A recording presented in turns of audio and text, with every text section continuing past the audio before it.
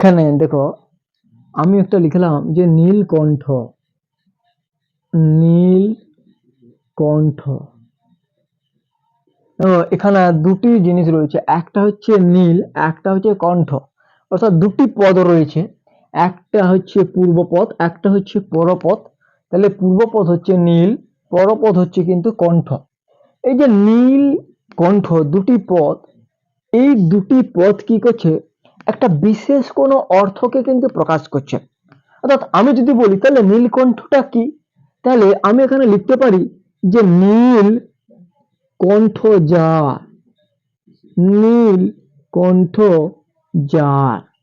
তাহলে দেখো এখানে দুটো পদ, অর্থাৎ যে সমাসে, যে সমাসে সমসমান পদের দুটি অর্থ প্রধান না হয়ে অপর কোনো অর্থকে প্রাধান্য দেয় বা অপর কোনো অতিরিক্ত অর্থ প্রকাশ করে, তাকেই আমরা কিন্তু বলি বহুব্রী সমাস। বুঝতে পারলে? তাহলে এখানে নীলকণ্ঠ, নীলকণ্ঠ দুটি রয়েছে, একটা হচ্ছে পূর্বপদ নীল, একটা হচ্ছে পরপদ কণ্ঠ। তাহলে এই নীলকণ্ঠে আমি কি বললাম, যে সমাসে সমসমান পদে দুটার অর্থ প্রধান না হয়ে, তাহলে এই দুটার অর্থ প্রধান না হয়ে অপর কোনো অর্থকে গুরুত্ব দেয়, অপর কোনো অর্থকে প্রাধান্য দেয়, তাকে আমরা বলি কি বহুব্রী সমাস। আমি যদি বলি যে দশানন,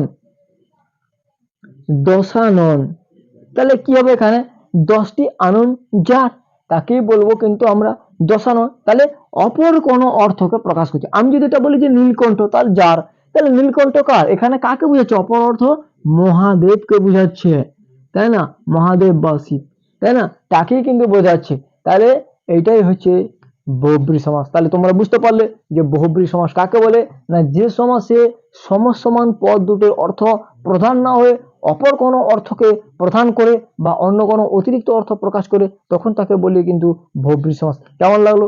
যদি ভালো লাগে অবশ্যই লাইক এবং শেয়ার করো এরকম নিত্য নতুন ভিডিওগুলি পাওয়ার জন্য।